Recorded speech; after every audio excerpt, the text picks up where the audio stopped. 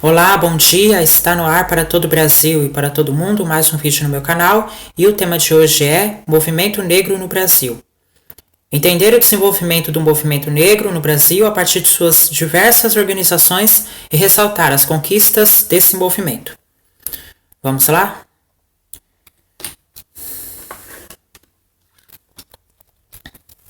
O movimento negro, tal qual conhecemos, teve suas origens nas associações e organizações criadas entre o fim do século XIX e o começo do século XX.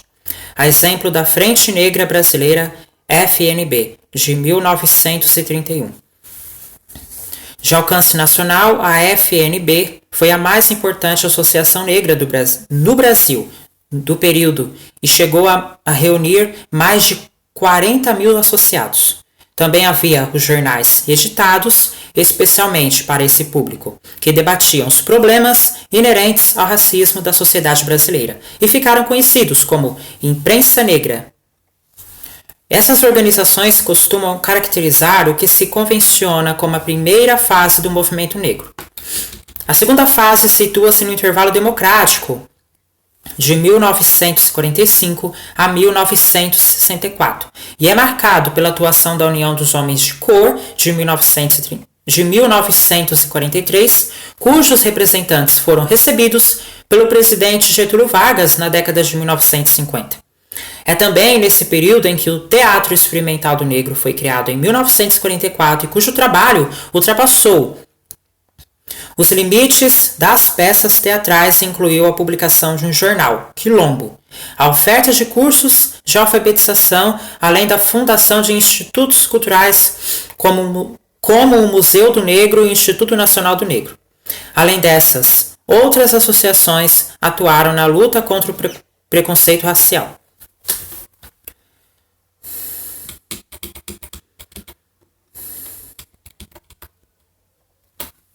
Com o golpe militar, em 1964, as associações foram desarticuladas pelo governo brasileiro.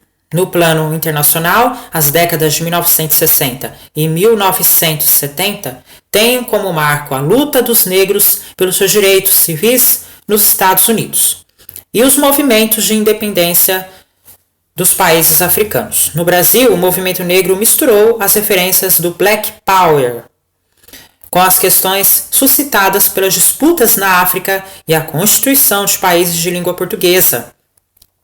Ainda que menos expressivo politicamente, as reivindicações continuaram e tiveram, dentre suas expressões, o movimento Soul,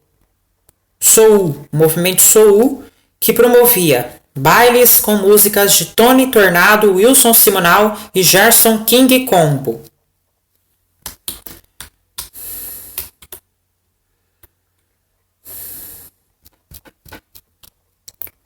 A década de 1970 também foi marcada por uma maior reorganização desse movimento, no que se convencionou chamar de terceira fase desse processo.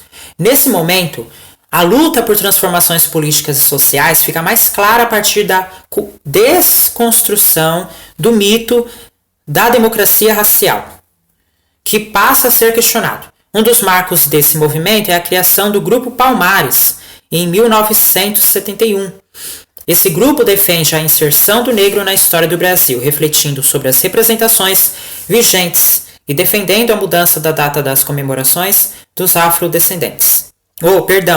dos afro-brasileiros. Para eles, o 13 de maio, fim da abolição, devia ser substituído pelo 20 de novembro, data da morte de Zumbi dos Palmares, nas comemorações.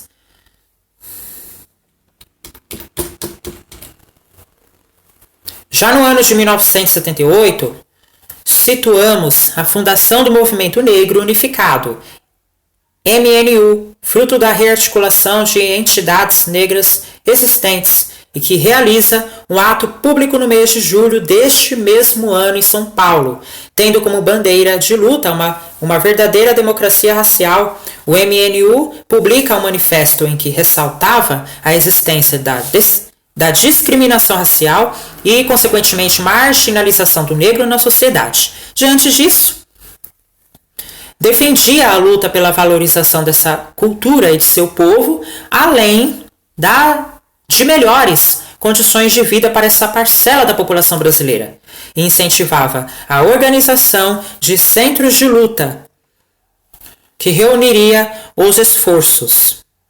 Foi também a partir das campanhas da MNU que o termo negro passou a ser ressignificado e utilizado em lugar da ideia de homens de cor.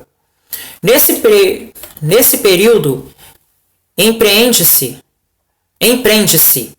uma revisão mais sistemática dos valores presentes na sociedade, que marca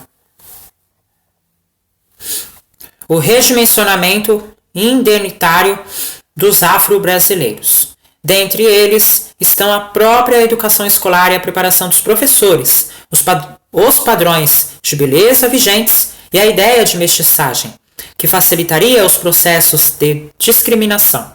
Uma maior aproximação com a África também é buscada como retorno às raízes, e a ideia de inclusão vem a partir da marca da igualdade na diferença.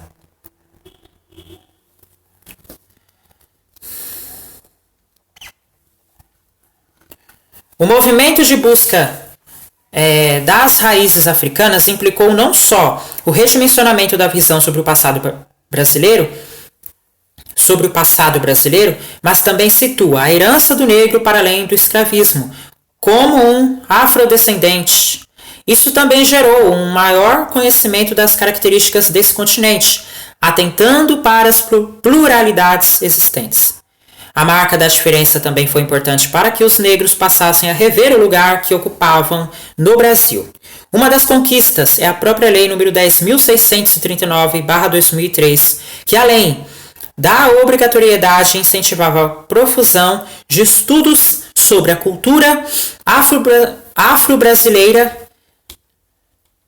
ajudando a dimensionar sua importância para a nossa história.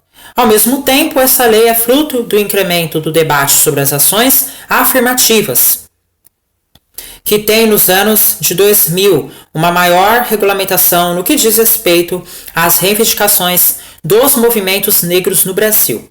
Assim, o começo do século XXI, que é marcado pela concretização de muitas demandas desses movimentos, deve ser visto como resultado de um longo processo de mobilização e que ainda está em curso. Então, esse foi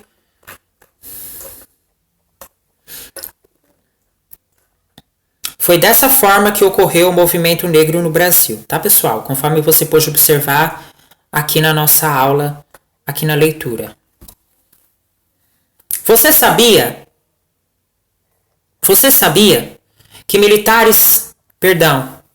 militantes negros brasileiros apoiaram a independência de Angola por meio do movimento afro-brasileiro pela libertação de Angola, MABLA?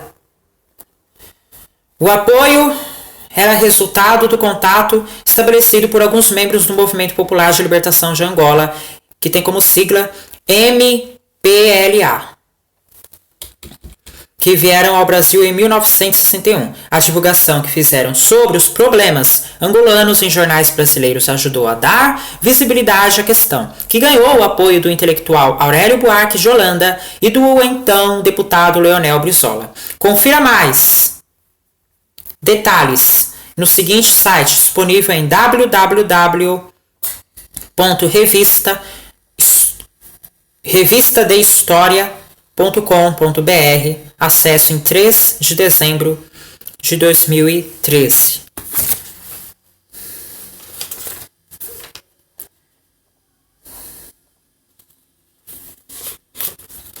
Então é isso, pessoal. Muito obrigado pela sua companhia. Se você gostou, já deixa seu like. Eu fico por aqui e até a próxima. Tchau!